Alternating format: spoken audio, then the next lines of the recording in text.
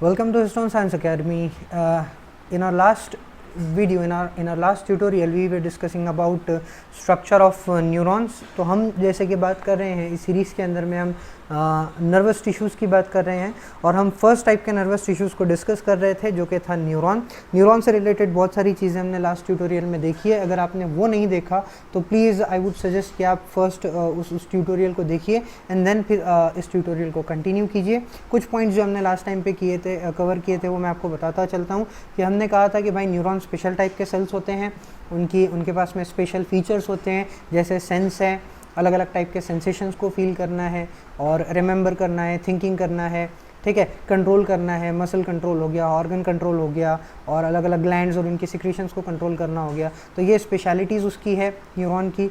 फिर हमने कहा था कि भाई न्यूरॉन्स रीजनरेट नहीं हो सकते, रीजनरेट हो सकते हैं, उनका क्या कहते हैं कि उनकी ग्रोथ हो सकती है, रीग्रोथ हो सकती है इंजरी के बाद में, लेकिन वो मल्टीप्लाई नहीं हो सकते, वो सेल डिवीजन में नहीं जा सकते, माइटोटिकली डिवाइड नहीं हो सकते, ठीक। फिर हमने थोड़ा बहुत न्यूरोग्लियल सेल्स का इंट्रोडक्शन देखा था।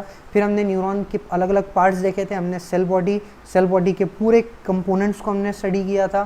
फिर एक स्पेशल चीज़ उसमें निसल बॉडीज़ थी, हमने उसको बहुत अच्छे से डिस्कस किया था, उसके फंक्शंस को देखा था। फिर हमने कहा था कि भाई दूसरा जो पार्ट है वो प्रोजेक्शंस है जिसको हम नर्व फाइबर कहते हैं। दो टाइप के प्रोजेक्शंस निकलते हैं, एक को डेंड्राइट कहते हैं, एक को एक्सॉन कहते हैं। डेंड्राइट को हमने डिटेल में डिस्कस किया है, देन हम एक्सॉन डिस्कस कर रहे थे और एक्सॉन से रिलेटेड कुछ पॉइंट्स, मैक्सिमम पॉइंट्स हम डिस्कस कर चुके थे। लास्ट के कुछ पॉइंट्स है जिसको रिपीट करके हम आगे बढ़ेंगे। तो अगर हम एक्सॉन्स की बात करें तो हमने कहा था कि axons are single projections. Axons जो है वो सिंगल प्रोजेक्शंस होते हैं जो आपके न्यूरॉन्स से निकल कर आते हैं।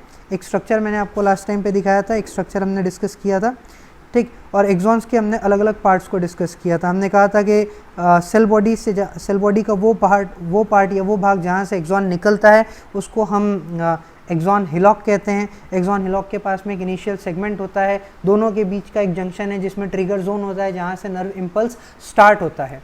सो ये पॉइंट्स हमने लास्ट टाइम पे देखे थे। एक और इम्पॉर्टेंट पॉइंट जो लास्ट टाइम पे बताया था कि एक्सॉन का जो एंड पार्ट है उसको एक्सॉन टर्मिनल कहते हैं। एक्सॉन टर्मिनल में कुछ ऐसी स्वेलिंग्स रहती हैं, स्वॉलोड पार्ट्स रहते हैं, फूले हुए पार्ट्स रहते हैं जिनको एक्सॉन बल्ब या एक्सॉन नॉब कहते हैं। और यहाँ पर इन एक्सॉन बल्ब और एक्सॉन नॉब्स के अंदर में कुछ सैक लाइक स्ट्रक्चर्स होते हैं। ये सैक लाइक स्ट्रक्चर्स जो रहते हैं इनको हम सिनेप्टिक वेसिकल कहते हैं। और ये जो सिनेप्टिक वेसिकल्स हैं ये सिनेप्टिक वेसिकल्स जो हैं they store a particular type of chemical. ये खास टाइप का केमिकल स्टोर करके रखते हैं जिसको कहते हैं न्यूरोट्रांसमीटर, ठीक। अब सवाल ये है कि इस न्यूरोट्रांसमीटर का काम क्या है या इस पर्टिकुलर टाइप के केमिकल की आपको सडनली ज़रूरत क्यों पड़ गई, ठीक। सो पहले एक स्ट्रक्चर आपको दिखाता हूँ फिर हम आगे बढ़ते हैं। ये जो स्ट्रक्चर आप देख रहे हो, ये जो आप स्ट्रक्चर देख रहे हो, सिर्फ इतने पर्टिकुलर स्ट्रक्चर पे फोकस कीजिए। ये है एक सिंगल एक्सॉन नॉब, ठीक है। एक सिंगल एक्सॉन नॉब या एक्सॉन बल्ब जो है उसका एक स्ट्रक्चर है, ये पूरा जो स्ट्रक्चर आप देख रहे हो, ठीक है। जैसे मैंने बोला था कि यहाँ पर बहुत सारे वेसिकल्स होते हैं ना, स्टोरेज वेसिकल्स होते हैं। और ये स्टोरेज वेसिकल्स में क्या होते हैं तो अलग अलग टाइप के न्यूरोट्रांसमीटर्स और केमिकल्स होते हैं। जैसे यहाँ पे आप देख रहे हो तो डोपामाइन आपको दिखाई दे रहा होगा, ठीक है, या फिर नॉरएपिनेफ्रिन आपको दिखाई दे रहा होगा। और फिर ये एक्सॉन बल्ब क्या करते हैं, ये अपने स्टोरेज वेसिकल्स से उसको रिलीज़ कर देते हैं सिनेप्स के अंदर में या सिनेप्टिक क्लेफ्ट के अंदर में। अब सवाल ये है कि ये सिनेप्स या सिनेप्टिक क्लेफ्ट क्या होता है, ठीक। तो देखिए, इससे पहले हमने एक एग्जाम्पल देखा था। मैंने आपको बताया था कि मेरा ब्रेन जो है वो मेरी बॉडी के अलग अलग पार्ट्स को कंट्रोल करता है। हमने एग्जाम्पल लिया था हार्ट की, ठीक। तो इसको मैं कहता हूँ कि ये मान लीजिए कि ये डेंड्राइट्स है और ये मान लीजिए कि ये एक्सॉन टर्मिनल है जिसकी मैं बात कर रहा हूँ। और इसी एक्सॉन टर्मिनल में ऐसा कोई सिनेप्टिक वेसिकल है। अब सोचिए कि मेरा ब्रेन और ये मेरा हार्ट का सेल, ठीक है। मेरे ब्रेन ने मैसेज दिया तो ये वाला जो फर्स्ट वाला न्यूरॉन है ये एक्टिवेट हो गया। तो अब ये क्या कर रहा है, ये नर्व इम्पल्स लेकर जा रहा है, ठीक है। अब यहाँ तक तो नर्व इम्पल्स ला लिया, बट जैसे ही ये नर्व इम्पल्स यहाँ तक आ जाएगा, इस पॉइंट तक आ जाएगा, यहाँ तो एक्सॉन एंड हो गया, यहाँ तो न्यूरॉन फिनिश हो गया। अब ये मैसेज इस वाले सेकेंड न्यूरॉन तक कैसे जाएगा, क्योंकि दोनों के बीच में तो गैप है, स्पेस है, ठीक है, और करंट जो है, वोल्टेज जो है, वो इस स्पेस में से तो जा नहीं सकता। तो फिर ये जो मैसेज है, ये इम्पल्स ये सेकेंड न्यूरॉन तक कैसे जाएगा? अगर ये मैसेज सेकेंड न्यूरॉन तक नहीं गया तो मेरे हार्ट तक मैसेज कैसा जाएगा और मेरा हार्ट रेट कैसे बढ़ेगा? तो फिर मेरा ब्रेन मेरे हार्ट को कंट्रोल कैसे कर सकता है? इसलिए यहाँ पर हमको लगते हैं न्यूरोट्रांसमीटर्स। ठीक, मैंने कहा कि दो न्यूरॉन्स के बीच का, ये जो दो न्यूरॉन्स के बीच का स्पेस है, या फिर न्यूरॉन और आपके इफेक्टर सेल या इफेक्टर ऑर्गन के बीच का जो स्पेस है, इसको हम कहते हैं सिनेप्स। ठीक है, और यही वो सिनेप्स है या सिनेप्टिक क्लेफ्ट है। ठीक, तो अब जैसे ही ये इम्पल्स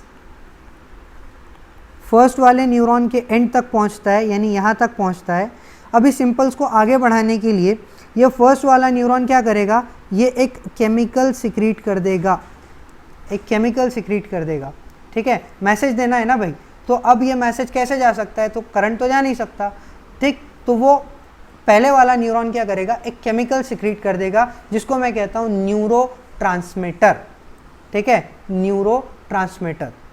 ट्रांसमीटर समझता है, ट्रांसमिट कर रहा है, न्यूरो क्योंकि न्यूरॉन से निकला है तो न्यूरोट्रांसमीटर। ठीक है, अब ये केमिकल क्या होगा? ये जाएगा दूसरे वाले न्यूरॉन पर, और दूसरे वाले न्यूरॉन पे क्या करेगा? उसके जो डेंड्राइट्स है, यहाँ पे जो डेंड्राइट्स है, आपको याद है कि हमने कहा था कि डेंड्राइट्स जो है वो रिसीविंग पार्ट्स होते हैं ना। सो इसके जो डेंड्राइट्स हैं, ये डेंड्राइट्स इस केमिकल को रिसीव करेंगे, यानी अब क्या हो गया? इस केमिकल के फॉर्म में सेकेंड वाले न्यूरॉन को मेरा मैसेज मिल गया, यानी मेरे ब्रेन का मैसेज मिल गया। अब ये होगा कि ये जो सेकेंड वाला मेरा न्यूरॉन है, ये अब फिर से क्या हो जाएगा? एक्साइट हो जाएगा, स्टिमुलेट हो जाएगा, और अब ये क्या करेगा? नर्व इम्पल्स लेकर जाएगा। अब फिर से वही बात, अब इसका नर्व इम्पल्स तो यहाँ तक चलेगा, लेकिन यहाँ पे फिर वो एंड हो गया। अब फिर सेकेंड न्यूरॉन और हार्ट के बीच में स्पेस है, यानी सिनेप्स है, तो अब फिर से वही बात होगी, सेकेंड वाला न्यूरॉन अपना एक और केमिकल सिक्रीट करेगा, ये केमिकल मेरे हार्ट पे जाएगा, और मेरे हार्ट पे जैसे ही ये केमिकल गया, इसको एक मैसेज मिल जाएगा और मेरा हार्ट रेट बढ़ जाएगा। तो इस तरह छोटे छोटे केमिकल्स के फॉर्म में, न्यूरोट्रांसमीटर्स के फॉर्म में जो है वो मैसेज कंटिन्यू होता है, और इसलिए हमको ये सिनेप्टिक वेसिकल्स और न्यूरोट्रांसमीटर्स की ज़रूरत पड़ती है। आई होप के पॉइंट आपके लिए क्लियर होगा। ठीक, अब हम वापस चलते हैं। एक और इम्पॉर्टेंट पॉइंट आपको बताना है कि ये जो न्यूरोट्रांसमीटर्स मैंने आपको बताया है, ठीक है, so most of the neurons में कुछ पर्टिकुलर टाइप के न्यूरोट्रांसमीटर्स ही होते हैं। जैसे कि अगर आप सिंपैथेटिक पैरासिम्पैथेटिक नर्वस सिस्टम देखोगे, तो वहाँ पर जो सेकेंड वाला न्यूरॉन है, जो फाइनली हार्ट पे या किसी ऑर्गन पे जो केमिकल रिलीज़ करता है, वो होता है नॉरएपिनेफ्रिन या फिर एपिनेफ्रिन। ठीक है, इसीलिए तो हम उसको एड्रेनर्जिक सिस्टम कहते हैं, क्योंकि वो एड्रेनालिन, एपिनेफ्रिन, नॉरएपिनेफ्रिन का दूसरा नाम है एड्रेनालिन और नॉरएड्रेनालिन। ठीक है, सो वो जो दूसरा वाला न्यूरॉन था वो रिलीज़ करता है नॉरएड्रेनालिन। ठीक है, तो ये एक टाइप का न्यूरोट्रांसमीटर हो गया।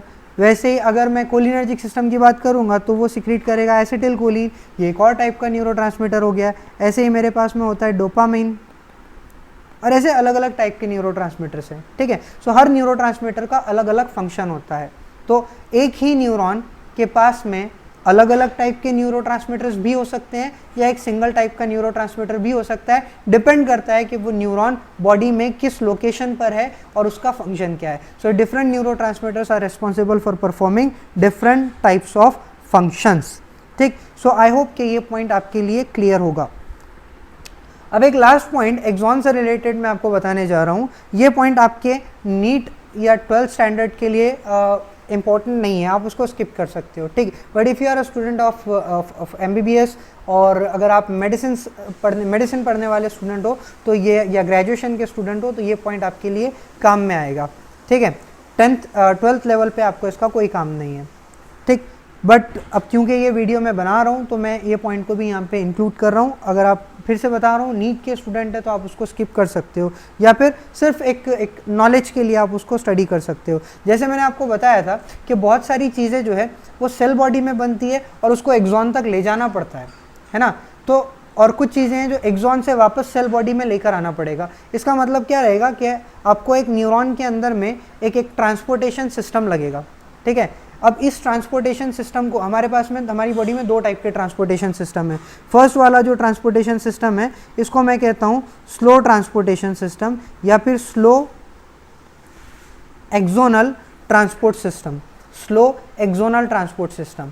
ये स्लो एक्सोनल ट्रांसपोर्ट सिस्टम क्या करता है, तो ये 1 से लेके 5 mm तक का डिस्टेंस, किसी भी चीज़ को 1 से लेके 5 mm तक का जो डिस्टेंस है, सिर्फ उतने ही दूर तक कोई मटेरियल को ट्रांसपोर्ट कर सकता है, ठीक है। और ये यूनिडायरेक्शनल होता है, मतलब सेल बॉडी से जाता है एक्सॉन तक, एक्सॉन से सेल बॉडी तक कोई चीज़ को लेकर नहीं जाएगा। ये सिर्फ सेल बॉडी से अगर कोई मटेरियल एक्सॉन तक लेकर जाना है और वो भी डिस्टेंस 1 mm से 5 mm के बीच में है, ठीक है, तो पर डे इतना डिस्टेंस ये वाला ट्रांसपोर्ट सिस्टम तय कर सकता है, ठीक। सो मान लीजिए कि एक व्हीकल है, सेल बॉडी से एक्सॉन तक के कुछ लेकर जाना है, मान लीजिए सिनेप्टिक वेसिकल्स लेकर जाने हैं, नए वेसिकल्स बने हैं जो सेल बॉडी में बने हैं, ठीक है। अब ये वेसिकल्स को एक्सॉन टर्मिनल में ले जाकर छोड़ना है, ठीक। तो मेरे पास में एक ऑप्शन है कि मैं स्लो एक्सोनल ट्रांसपोर्ट को यूज़ कर सकता हूँ, बट इसको स्लो इसलिए बोला क्योंकि ये जो ट्रांसपोर्टेशन करेगा ना, ये 1 से 5 mm तक ही कर पाएगा पूरे दिन में, ठीक है। सो इसका जो स्पीड है वो है 1 to 5 mm पर डे। दूसरी चीज़ मैंने ये बताया कि ये यूनिडायरेक्शनल होता है from cell body to axon, ये सिर्फ cell body to axon terminal तक ही मटेरियल ट्रांसफर करेगा, एक्सॉन टर्मिनल से सेल बॉडी में ये कुछ लेकर जा नहीं सकता, ठीक है। और जनरली क्या लेकर जाता है, तो आप देखो कि जैसे मैंने कहा कि आपको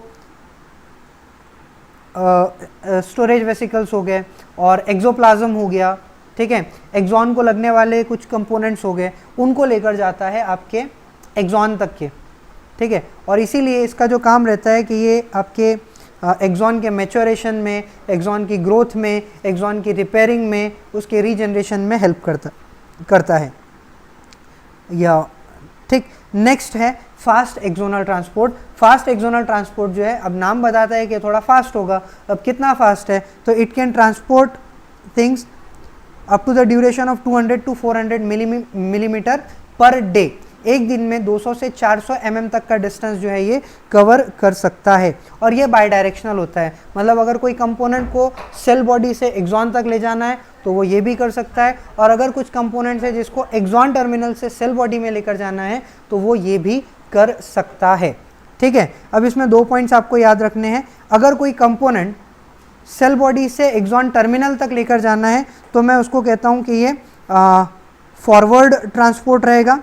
इसको हम, अगर कोई कंपोनेंट सेल बॉडी से एक्सॉन टर्मिनल तक लेके जाना है तो इसको मैं फॉरवर्ड डायरेक्शन कहूँगा, फॉरवर्ड ट्रांसपोर्ट कहूँगा। इसके लिए एक और नाम है, इसको हम एंटेरोग्रेड ट्रांसपोर्टेशन भी कहते हैं, एंटेरोग्रेड, ठीक। और दूसरा, अगर कोई चीज़ मान लीजिए कि एक्सॉन टर्मिनल से वापस सेल बॉडी में लेकर जानी है, कुछ चीज़ें हैं जिनको रिसाइकल करना होता है, ठीक है, कुछ कंपोनेंट्स है जिनको एक्सॉन टर्मिनल में ले जाकर वहाँ पर मेटाबोलाइज करना होता है, वहाँ पे डिस्ट्रॉय करना होता है, तो इन सारी चीज़ों को जो रहेगा वो बैकवर्ड फ्लो रहेगा। एक्सॉन टर्मिनल से सेल बॉडी में ले जाना है तो इसको हम बैकवर्ड फ्लो कह सकते हैं या बैकवर्ड डायरेक्शन कह सकते हैं।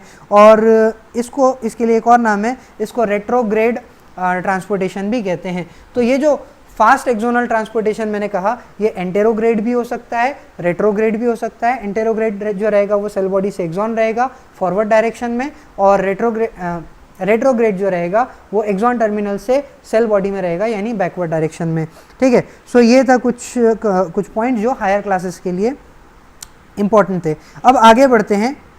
यहाँ पर हम क्या करते हैं, यहाँ हमने न्यूरॉन का जो बेसिक स्ट्रक्चर है वो हमने कंप्लीट किया है। कुछ चीज़ें मैंने अभी भी बचा के रखी है, जैसा माइलिनेटेड और नॉन माइलिनेटेड न्यूरॉन्स क्या होते हैं, माइलिन शीट क्या होती है, इसको हम आगे के लिए बचा के रखते हैं, आगे डिस्कस करते हैं, ठीक। अब मैं आपको एक इम्पॉर्टेंट बात बताता हूँ कि देखिए, अलग अलग लोकेशंस में न्यूरॉन्स के स्ट्रक्चर्स अलग अलग होते हैं, ठीक है। सो डिपेंडिंग अपॉन स्ट्रक्चर, या अगर मैं ज़्यादा प्रिसाइज वे में बताऊं कि depending upon number of projections, number and types of projections coming out from the cell body से कितने और किस टाइप के प्रोजेक्शन निकल रहे हैं, ठीक है। और एक्सॉन का या न्यूरॉन का स्ट्रक्चर कैसा है, इस हिसाब से हमने न्यूरॉन्स को क्लासीफाई किया है. We have got 3 types of neuron. First is called as multipolar, second is called as bipolar and third is called as unipolar neurons. ठीक है, सो पहले हम बात करते हैं मल्टीपोलर न्यूरॉन्स की. स्ट्रक्चर मैं आपको आगे बताता हूँ. What are multipolar neurons? So multipolar neurons are the types of neurons in which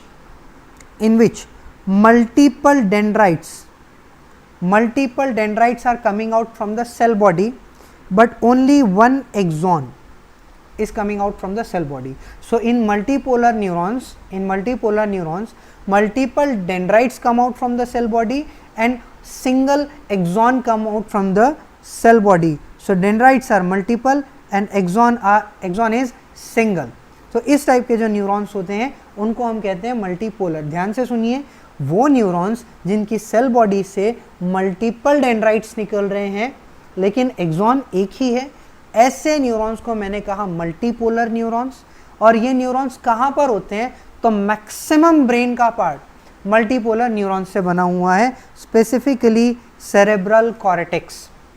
ठीक है, इसके अलावा मोस्ट ऑफ द न्यूरॉन्स, जैसे मैंने आपको कहा ब्रेन और स्पाइनल कॉर्ड के, वो मल्टीपोलर न्यूरॉन्स होते हैं. और मोटार न्यूरॉन्स जितने भी हैं, मोटार न्यूरॉन्स मिक्स्ड फंक्शन जो करते हैं ना, सेंसरी और मोटार न्यूरॉन्स जो रहते हैं, जो रेस्पॉन्स लेकर जाते हैं ब्रेन से, ठीक है, वो न्यूरॉन्स जो रहते हैं they are basically type of multipolar neurons. ठीक, सेकंड जो है वो है बाइपोलर न्यूरॉन्स. स्ट्रक्चर मैं आपको आगे बताता हूँ. Second category is of bipolar neurons. So bipolar neurons क्या होते हैं?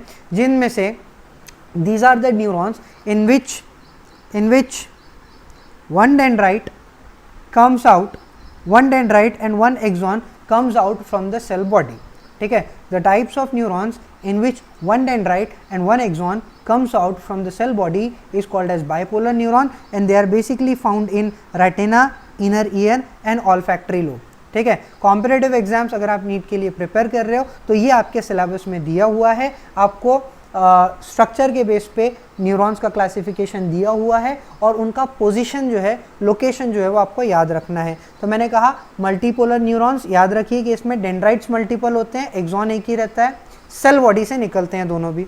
ठीक है, लोकेशन कहाँ है? तो most of the brain, most of the spinal cord, most of the motor neurons जो है दे आर मल्टीपोलर न्यूरॉन्स. उसके बाद बाइपोलर की बात किया तो बाइपोलर न्यूरॉन्स क्या है? So the types of neurons in which one dendrite, one axon is coming out from the neuron.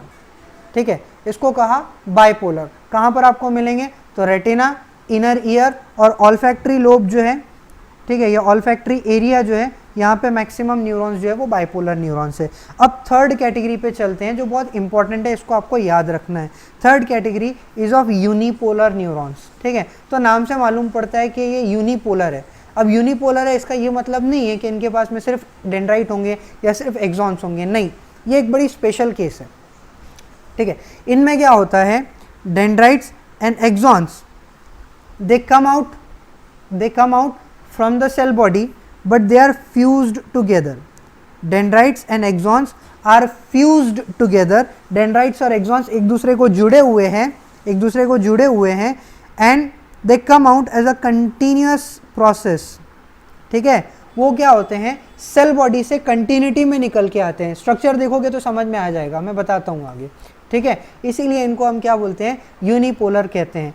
ठीक, इनके लिए एक और नाम है, इनको सूडो यूनिपोलर न्यूरॉन्स भी कहते हैं. क्यों कहते हैं आगे बताता हूँ आपको. चलो थोड़ा स्ट्रक्चर देख लेते हैं. ये जो स्ट्रक्चर आप देख रहे हो ये मल्टीपोलर का है.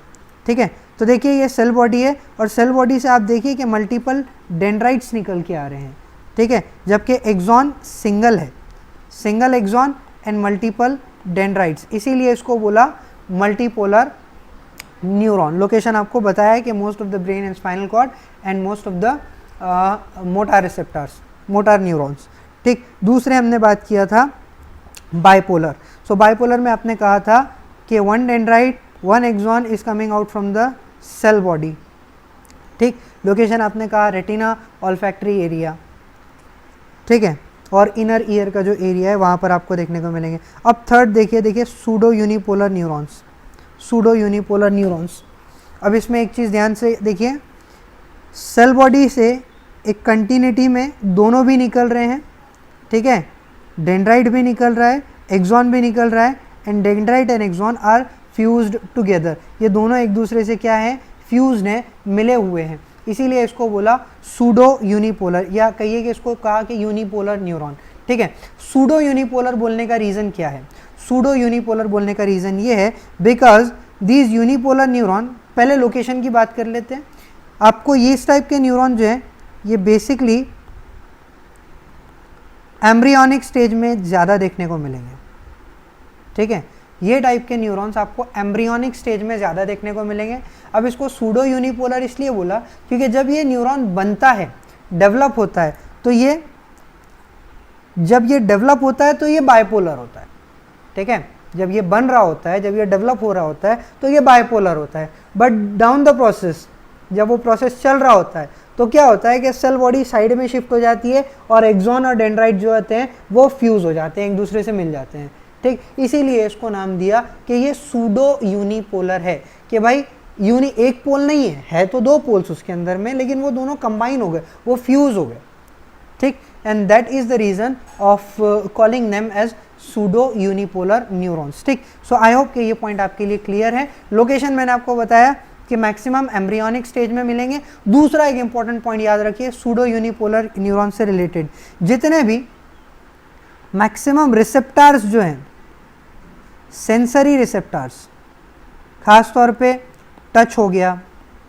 ठीक है, पेन हो गया, उसके बाद में टेम्परेचर हो गए, टेक्टाइल रिसेप्टार्स और अदर टाइप ऑफ रिसेप्टार्स होते हैं, टेक्टाइल, टैंगो, उसके बाद में टेम्परेचर के लिए भी अलग है नाम, मुझे उसका याद नहीं आ रहा, ठीक है, वो बाद में हम क्लासिफिकेशन में देखेंगे। सो ये जो सेंसरी रिसेप्टार्स हैं, ठीक है, ये रिसेप्टार्स मेनली जो रहते हैं they are mainly pseudo unipolar neurons, या फिर इनके जो न्यूरॉन्स रहते हैं ये मेनली यूनिपोलर न्यूरॉन्स रहते हैं, ठीक। सो आई होप कि यहाँ तक ये पॉइंट आपको क्लियर होगा और स्टेजेस आप याद रखिएगा, ठीक। उसके बाद में एक चीज़ और, यूनिपोलर न्यूरॉन्स में जो ट्रिगर जोन रहता है वो डेंड्राइट और एक्सॉन के बीच का जंक्शन रहता है, ठीक है, या जहाँ पर वो कंबाइन हो रहे हैं, जहाँ पे डेंड्राइट एक्सॉन के साथ में कंबाइन हो रहा है, उसी पार्ट को हम क्या कहते हैं कि वो सूडो यूनिपोलर, वो ट्रिगर जोन है सूडो यूनिपोलर न्यूरॉन्स में या फिर यूनिपोलर न्यूरॉन्स के अंदर में। एक और चीज़, यूनिपोलर न्यूरॉन्स जो हैं इनकी सेल बॉडीज़ जो हैं, इनकी जो सेल बॉडीज़ हैं ये बेसिकली आपको गैंग्लियाज में देखने को मिलेगी। गैंग्लियाज क्या रहते हैं आगे बताता हूँ, और ये आपको स्पेसिफिकली स्पाइनल नर्व और क्रेनियल नर्व्स में देखने के लिए मिलेंगे, ठीक है। So the cell bodies of pseudo unipolar neurons और neurons are present in the ganglias of spinal nerves and cranial nerves, ठीक। अब जैसे मैंने आपको बताया ये भी आपके 10th लेवल पे, सॉरी 12th लेवल पे इतना इंपॉर्टेंट नहीं है, बट सिर्फ एक क्या कहते हैं आप उसको, अंडरस्टैंडिंग पॉइंट ऑफ व्यू याद रखिए कि जैसे मैंने आपको बताया कि ये रिसेप्टार्स, सेंसरी रिसेप्टार्स पे ज़्यादा होते हैं।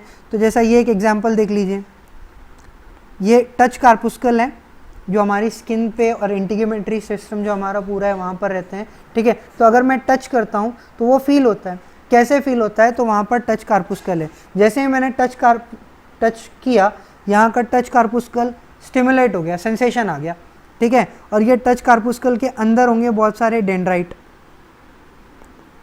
ठीक है। अब ये डेंड्राइट जैसे ही टच कार्पुस्कल स्टिमुलेट हुआ, डेंड्राइट स्टिमुलेट हो गए, डेंड्राइट स्टिमुलेट हो गए, तो अब क्या होगा, वो मैसेज जनरेट करेंगे। ट्रिगर जोन में क्या जनरेट होगा, इम्पल्स जनरेट होगा, इस ट्रिगर जोन में इम्पल्स जनरेट होगा, और फिर वो इम्पल्स जो रहेगा वो एक्सॉन से होते हुए जाएगा एक्सॉन टर्मिनल तक, ठीक है। अब ये एक्सॉन टर्मिनल कहाँ पर है, तो गैंग्लिया में है, फिर वहाँ से वो दूसरे न्यूरॉन में जाएगा, ठीक है, फिर दूसरे न्यूरॉन से स्पाइनल कॉर्ड में जाएगा और स्पाइनल कॉर्ड से मेरे ब्रेन में जाएगा। इस तरह से वो मैसेज ट्रांसफ़र होता है, ठीक।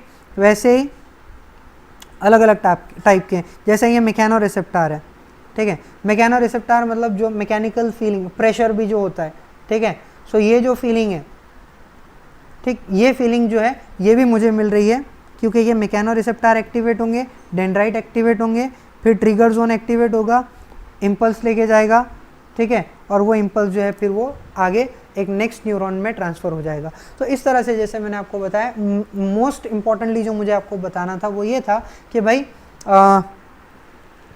क्या कहते हैं उसको, कि सेंसरी रिसेप्टार्स जितने हैं, सेंसेशन से रिलेटेड जितने भी रिसेप्टार्स हैं वो यूनिपोलर हैं। एक और नॉसिसेप्टार्स जिसको हम कहते हैं, या नॉसिसेप्टिक रिसेप्टार्स जो कहते हैं, पेन होता है ना, पेन, ठीक है, सो वो पेन वाले रिसेप्टार्स जो हैं वो रहते हैं नॉसिसेप्टार्स, ठीक, वो भी जो है यूनिपोलर न्यूरॉन्स ही है, ठीक। अब आगे बढ़ते हैं, एक और टाइप है न्यूरॉन की स्ट्रक्चर के बेस पे, याद रखिएगा, एक रिसेप्टार है जिसको हम बोलते हैं परकिंजे रिसेप्टार्स। ये आपको मेनली सेरेबेलम में देखने को मिलेंगे, ठीक है। इस तरह के स्ट्रक्चर वाले जो रिसेप्टार्स होते हैं इनको परकिंजे रिसेप्टार्स बोलते हैं, and you will find this receptors in cerebellum. Similarly एक और टाइप के रिसेप्टार्स होते हैं जिनको पायरेमिडल रिसेप्टार्स कहते हैं, पायरेमिडल न्यूरॉन्स कहते हैं, और ये परकिंजे न्यूरॉन्स हैं, परकिंजे सेल्स हैं। ये हार्ट वाले परकिंजे सेल्स नहीं हैं, ठीक, दे आर डिफरेंट।